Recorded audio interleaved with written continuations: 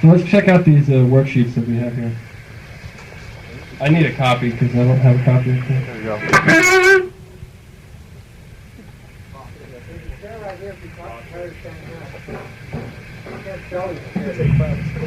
All right, so let's see what we have here. All kinds of technical nonsense. This first thing is a little thing that I do all the time. It's really easy, and you can get some cool tonalities from it.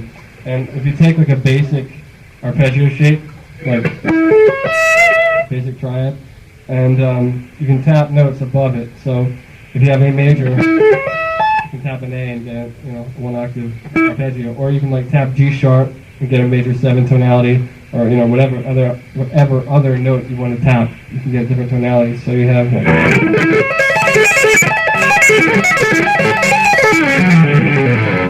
whatever. I just took that arpeggio down in an octave. That's what I did there. I'm going to sit down really quick.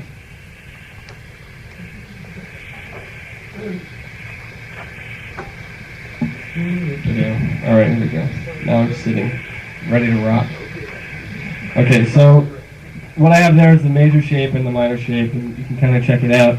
The next little lovely is it's the same kind of thing, only I'm adding some legato things, like some hammer-ons and stuff. So I'm adding a hammer-on from the 9th to 11th fret, and then a hammer-on from the 9th to 10th fret on the high E string. And you can do that over and over.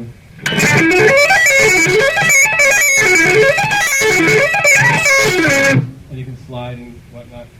So do some experimenting with those and see what you come up with. You can also take them and like try like string skipping with those things, and it's kind of a neat thing. But I'm going to try this lick, and it'll probably sound like shit because I hardly ever play it, but you'll get the idea what I'm talking about.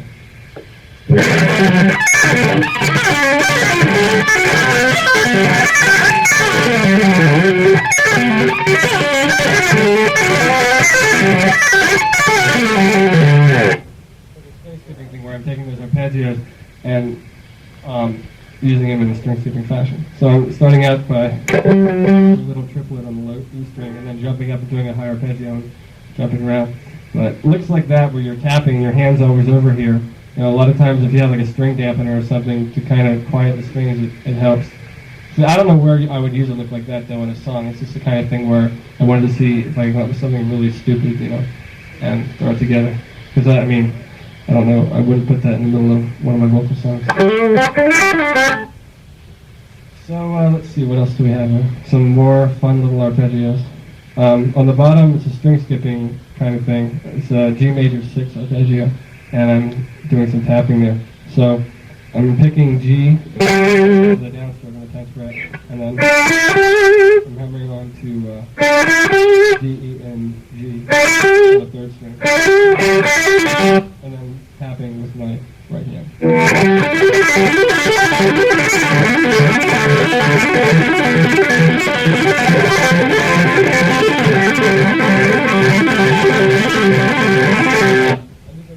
Diatonically and get some neat little etude sounding things. And then the next thing is the same kind of, we're still on the same page. The next thing is the same kind of tapping arpeggio technique, only using like a really bonehead shape. And that sounds like this.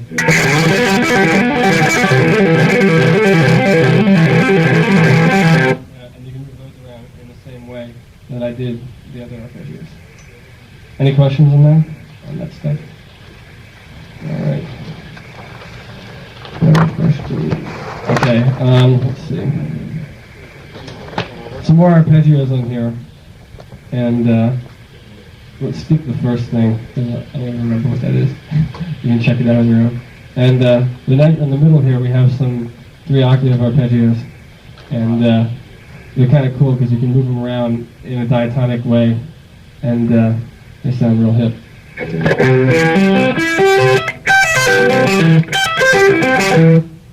And the minor version is there too. So if you connect them and like over a chord progression or something, you can get some neat little sounding exercises and whatnot. So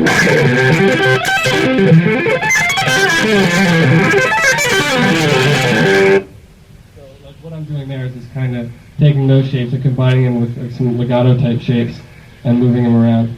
So on the next page is an exercise that connects those arpeggios that you guys can check out and learn if you feel like it. All right. So give me some more questions. More questions. Yeah, I use 11s. I use heavy strings. The high E is 11, and then the next string I think is a 14, and then 18, 24, 38, and 49. Maybe it's a 20. No, I don't know. It doesn't really seem to affect it at all. Like all my guitars have 11s on it, and it's weird because like before I used to I would bend notes, and for some reason they would be out of tune, and I think part of it was because I wasn't hearing them right, and the other part was because I was banging the string too far. And now I really don't have that problem anymore, just because these strings are so heavy, and plus it makes you play more aggressively, I think. But they work for me. That's why I don't know. I'm not going to sit here and say reasons why you should use 11s, but they work for me, and that's why I use them. I like the way they sound and stuff. But it's weird. I can't really. When I pick up a guitar with light strings, they feel like cheese graters or something. It's rather strange kind of thing. And let me tell you about the guitar. This guitar is kind of a version of the American Master, which is a neck-through body thing. And see, neck-through body. And I have some custom graphics on here. I'm really into old horror movies and stuff. So I have all these old horror movie graphics on the guitar. And all my guitars have my pickup selector up top, just because that's what I'm used to. When I was learning how to play, I played this Yamaha Les Paul copy guitar. And I was used to having the pickup selector up there, so I just put it up there. And good reason, huh? Good reason to have it up there. And my volume knob's a little bit further out, and just two humbuckers. And the pickups are DiMarzio. In the bridge position, it's a Super 3, and in the neck, it's, what is it? It's a PAF Pro. See, I don't even know what's in my guitar. But, so anyway, that's kind of what that's all about. And my amp is a Laney head, and it's kind of modified, but I guess no one's supposed to know that. But it's what they did to it was they took a standard master volume head and added an extra half preamp tube of gain.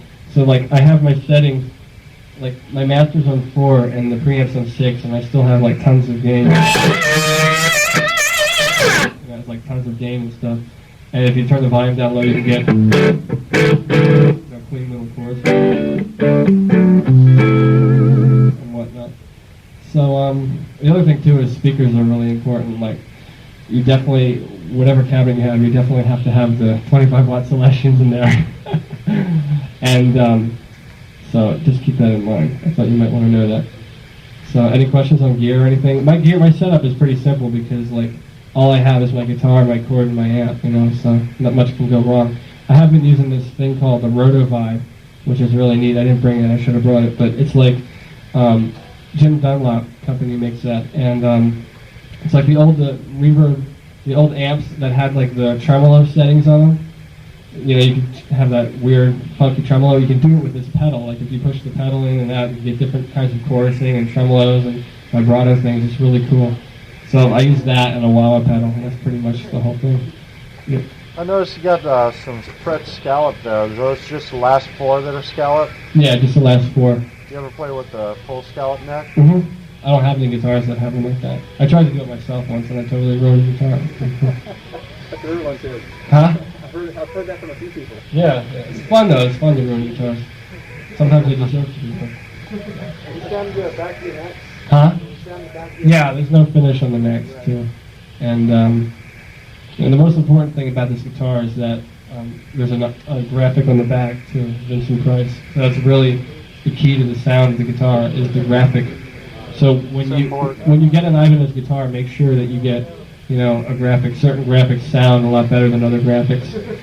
So it's something to keep in mind. More questions? Yeah, I think it is really. I really think it has a lot to do with it. So, any more questions? Give me questions. I need questions. I feed on questions. Yeah. Yes.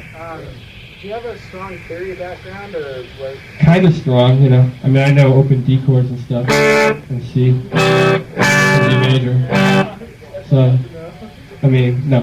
I mean, yeah, I guess it's pretty strong. I'm not a theory monster, but I know enough to, that I can play, and I can still, have fun.